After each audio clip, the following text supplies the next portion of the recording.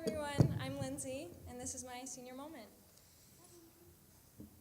In October of last year, there was a major story in the news about a teenage girl in Pakistan who had been hospitalized as a result of planned violence. Towards the end of 2012, stories all over the media covered the event and explained that the teenager is a 15-year-old girl named Malala, who is an activist for girls' education in her country, and who was attacked for that very reason. One day on her way home from school, she had been shot by the Taliban as a way to publicly disable her and her rebellious mentality. Prior to this, she had spent the later part of her childhood risking her life by advocating for her right to learn. In 2008, Pakistani militants had destroyed 150 schools in Pakistan, and the Taliban had prohibited girls from attending any more schools in Malala's district. However, instead of staying home, Malala decided to continue to attend school, and better yet, at the age of 11, she started her activism by anonymously writing a blog that she sent to BBC News to be published in 2009. In her blogs, she described her life after the Taliban had banned girls from going to school in her district. On January 3rd of that year, she wrote a blog titled "I Am Afraid," which described her fear of going to school knowing that she wasn't supposed to. I think that this story was extremely sad and tragic for the people in Pakistan, but I hate to say that I don't think this event was unheard of and extremely surprising. For those of us who heard about it, it came as a huge shock and was unbelievably disturbing, because it's something we're simply not used to hearing about. And because of that, we're very lucky. I'll be the first to admit that sometimes it's hard to think of life outside of our own, outside of Derryfield, New Hampshire, the United States, even the whole Western world. This got me thinking about how going to school one day is Malala's way of heroically advocating for her beliefs, but is something we all do every day without even thinking about, and in fact is something we usually complain about. When I thought about this more and more, I started to feel guilty, not because I get to go to school and have been simply born into a luckier situation, but because I still find myself underappreciating my environment.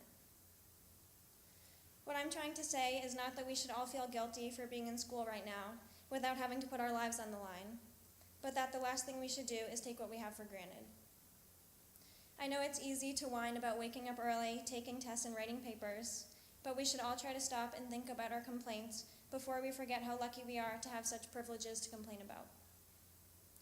Instead of feeling helpless about Malala's shooting, I decided to let her daily heroism be worthy and teach me a lesson that reminds me how lucky we all are to be where we are. Before we wish away the seconds on the clock during last period, let's place ourselves halfway around the world and remember how precious those seconds would be to a girl deprived of her education. Gratitude can take us a long way. It forces us to put everything in perspective and focus on what we do have. It makes us more willing to help others. It makes us think of last period as an opportunity to learn instead of daydream.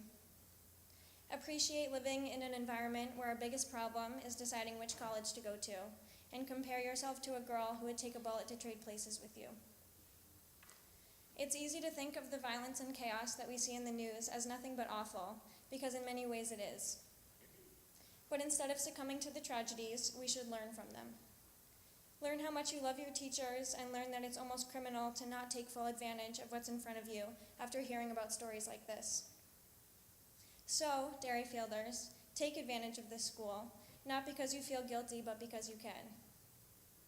Grow relationships with your teachers, push yourself in your work hard because you want to learn, and not because you want a stellar transcript. Just take advantage of this place in every way you can, because it's here, it's in front of you, so don't overlook it.